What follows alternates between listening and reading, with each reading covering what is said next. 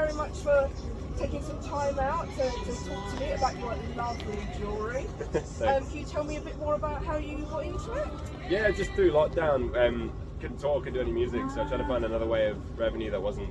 I'm not really a teacher, I don't know music theory or anything like that, so I was trying to figure out something else, and just a bit of a shot to kind of just try some pieces, see what they were like. And so for about the first year and a half, I didn't really tell anyone what I was doing, I just did it and started it online, started working on designing my own pieces as well, and it just took off online. And I was like, oh okay, this is a bit more of a serious thing for me, I can actually make this work. And we've just been progressing as we design and been designing more pieces, so we do it with 3D software, we design the pieces and then we print the wax mold, so like a lot of the small pieces we get loads of intricate detail in them. So it's been a learning curve, but because it's like jewelry is my passion as well. I grew up obsessed with Crazy Pig and the Great Frog in London, and it just was quite natural, and we noticed before, you know, it's rock and roll jewelry, so it just feels, I don't know, close to home as well. And to do both now and to be able to tour as well as sell and be involved in the music, it's pretty great. Quite a bit of an entrepreneur now, we've learned.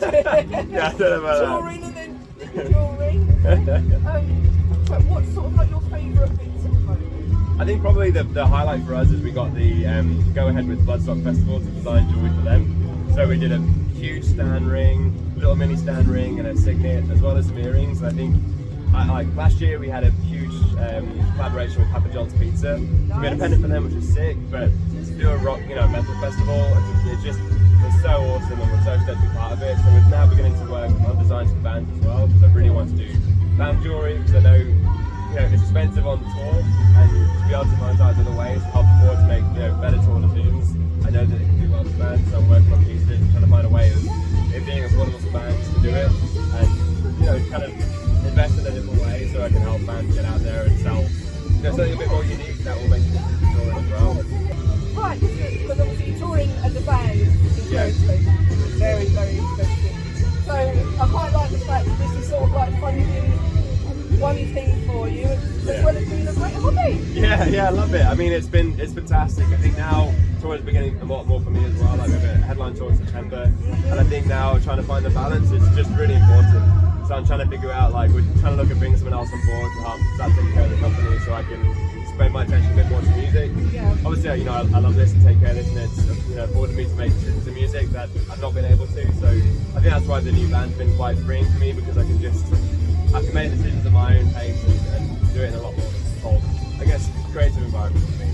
Yeah, and that way you feel like you're more 100% with what you've done. Yeah, I'm honest with it. I think, and that's been super important. And I think I was ready to kind of take a good step out of music to really just focus on this, but I think I did my toes in, and it's my passion at the end of the day. So it felt natural to kind of be writing and playing music in my look. I can do this in a much healthier way, and I feel a lot better about it as well. And this is I love it, and we're doing a lot of festivals around, and next year we're planning to festival playing out. We're going to try and plan to have a stall as well, and just kill two birds with one stone and sell when I'm playing, and double down on the work.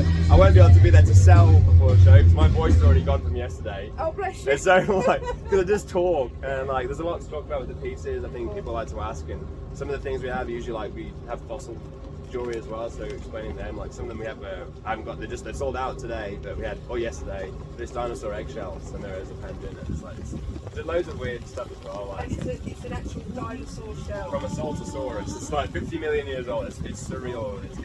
But they look kind of nondescript. They're just kind of a beige thing, and you explain it to them, and also it's like, no, but that is amazing. Do you have anything else that's quite unique like that you... Yeah, we've got so it's the same thing with the bottom thing. We have some dinosaur bone earrings, and they're just little dinosaur bones, as well as some trilobites as well, stud earrings, pendants, and rings, and a bit of everything. But very nice. I like them because you don't do much with them. They are just what they are. And then for me, the creative side of it, so the Bloodstock pieces, the skull rings, a big thing for me to get the right skull ring. My first ring was a skull ring, and I was like, I want it to be spot on. It's got to be perfect for you. And skulls do. I think there's so many goofy skull pieces, and I really have a picture in mind. Skull to be really, I guess for me, aesthetically kind of correct. So it just has a bit more of a broad brutality to it, which is definitely my. No, some of your pieces are absolutely fantastic. I got this from you yesterday. Absolutely love this. went straight in my jewellery box last night, and I was like, I need to remember. Well, that's one of the first pieces that became popular, was a death head hawk moth. It was on Etsy, and it blew up. It just did really well, and that transformed the whole company. And that's kind of the reason why the Dead Collective has the moth logo. And I think the synergy between the two, like that, really afforded me to make decisions to do this band, and you know, and do it the way I needed to. So it was nice to have the connection between the two. So it's like it was a big part of it. That moth was set up the whole thing, and made me realise I could do a lot more of my own designs. But you know, I mean, we're moving away from Etsy now because it's charging ridiculous. So we're kind of doing festivals, we're bringing everyone to our own website, and there's a lot of it. Oh yeah. Some of the bits here, absolutely amazing. I'm still eyeing up that But how do you come up with the designs? Is it just something that sort of pops into your head and you write it down? Yeah, kind of. I know what I want. I keep a list of everything. Every time I think of something, oh, I could do that one, I'll just keep a list. On my notes, I've got a long list of designs I want to work on. Right. And then I start looking at like images of things that I think are right, and then I'll go on to Photoshop and start drafting out different images and start piecing it together.